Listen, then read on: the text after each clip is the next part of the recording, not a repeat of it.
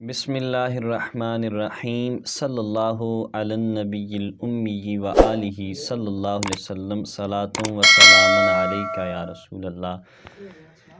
محترم پیارے ناظرین و سامعین، ہم نے امام العلماء امام الفقہاء حضرت امام اعظم ابو حنیفہ نعمان بن ثابت بن نعمان رضی اللہ تعالی عنہم آپ کا ذکر خیر شروع کیا تھا، تو ہم نے اس سلسلے کی 4 قسطیں اب تک آپ کے سامنے پیش کی۔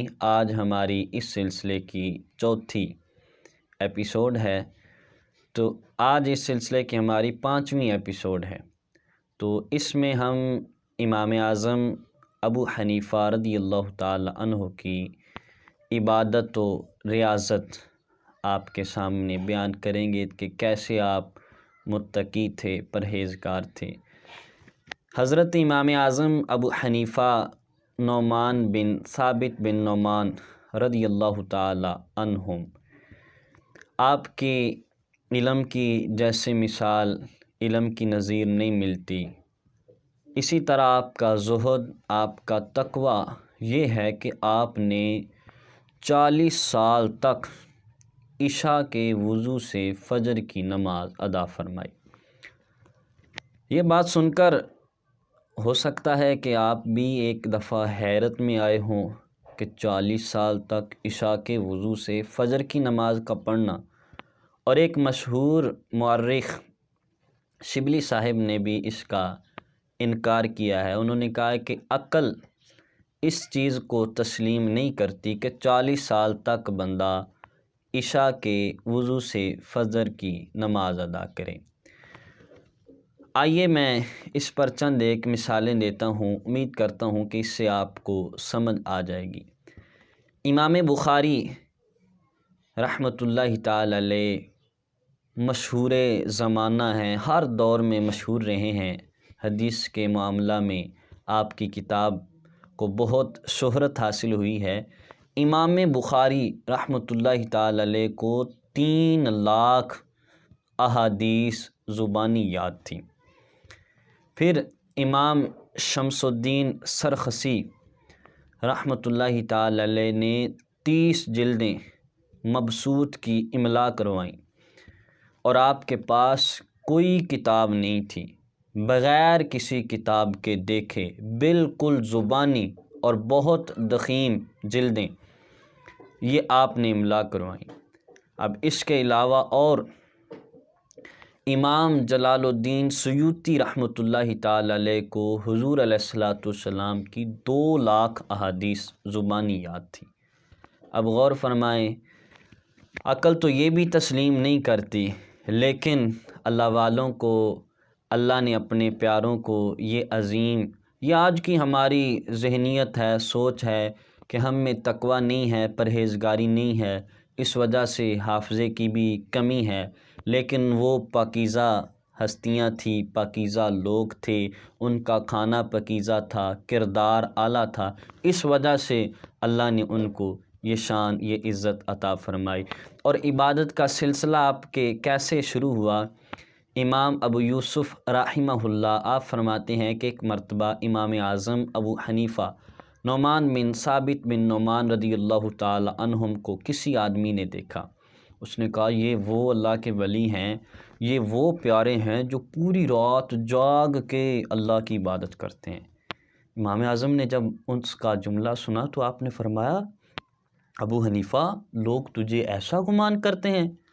پھر آپ نے اس کے بعد پوری رات عبادت کرنی شروع کر دی۔ اب حنفی حضرات، تمام مسلمان اس بات پر غور فرمائیں، وہ کیسے نیک انسان تھے۔ آج تو ہم پوری رات کیا، ساری رات سو کے فجر بھی نہیں نہ اٹھ کے پڑھتے ہیں۔ ہمارے بزرگوں کا یہ کردار ہے، یہ سیرت ہے، پوری رات عبادت کرتے تھے۔ تو خدا را بزرگوں کی سیرت سے یہ پہلو بھی لیں، یار بہت زیادہ نہیں ہو سکتا تو کم از کم 5 وقت کی نماز تو ضرور پکی کر لیں۔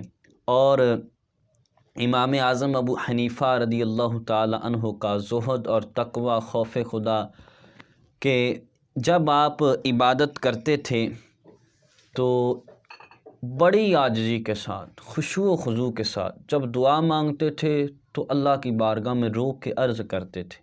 ایک مرتبہ آپ رات کر رہے، رات کے نوافل ادا فرما رہے تھے تو آپ اس آیت کریمہ پر پہنچے، بل الساعۃ، یہ آیت کریمہ مکمل آپ نے تلاوت فرمائی کہ قیامت کی بل الساعۃ موعدہم، مکمل آیت کریمہ، اور ساری رات اس آیت کریمہ کا تکرار کرتے رہے حتیٰ کہ فجر کی اذان ہو گئی، اور خوف خدا میں روتے تھے، اللہ کی یاد میں، اللہ کی عشق میں آپ کی آنکھوں سے آنسو نکلتے تھے۔ اور زہد اور تقوی کا ایک بہت ہی حسین لمحہ سنیے۔ آپ تجارت بھی کرتے تھے کپڑے کی۔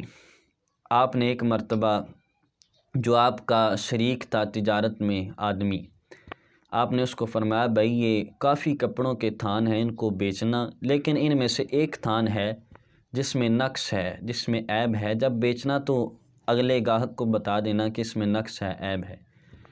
اب ہوا ایسے کہ اس نے بیچنا تھا، غلطی سے اس کو یاد نہیں رہا کہ ان سارے تھانوں میں سے ایک میں عیب ہے، ایسے ہی بیچ دیا۔ امام صاحب کے پاس آیا، اب یہ بھی یاد نہیں ہے کس کو بیچا ہے۔ 30,000 درہم کے اس وقت وہ تھان بیچے تھے۔ امام اعظم ایسے بچے، آپ نے فرمایا یار کسی مسلمان کے ساتھ نقصان ہوا ہے۔ آپ نے وہ 30,000 درہم سارے کے سارے اسی وقت صدقہ کر دی۔ فرمایا میں ان میں سے ایک بھی نہیں کھاؤں گا۔ اب غور فرمائیں، ہم تو کوشش کرتے ہیں کہ اگلے کی جیب سے بھی نکال لیں، ہو سکے تو اگلے کی چوری کر لیں، لیکن غور فرمائیں کیسا ان کا نیک دکاندار اگر بقایا دینا تو غلطی سے بیچارہ 100 کی بجائے 500 دے دے تو ہم کہتے ہیں یار یہ غنیمت ہے۔ نہیں، یہ غلط بات ہے، کسی کے ساتھ دھوکہ۔ جب آپ اپنی خوراک پاکیزہ کر لیں گے، اور حدیث پاک کا مفہوم ہے حرام کا ایک لقمہ اگر پیٹ میں چلا جائے تو 40 دن کے لیے کوئی عبادت قبول نہیں ہوتی۔ تو ہم پتہ نہیں کیا کیا کھائے جاتے ہیں۔ غور کیجئے، امام اعظم کی زندگی کا یہ پہلو بھی لیں کہ جس میں شبہ ہو وہ بھی نہ کھائیں۔ یہ امام اعظم کی اعلیٰ زندگی تھی۔ تو یہ آج کے سلسلے کی ہماری 5ویں قسط ہے۔ اس کے بعد انشاءاللہ ہم عنقریب آپ کے سامنے 6ٹھی قسط لے کے حاضر ہوں گے، جس میں اسی طرح آپ کی عظمت، آپ کی شان بیان ہوگی۔ اللہ تعالیٰ کی بارگاہ میں دعا ہے کہ اللہ تعالیٰ ہمیں امام اعظم ابو حنیفہ رضی اللہ تعالیٰ عنہ کی سیرت پر عمل کی توفیق عطا فرمائے۔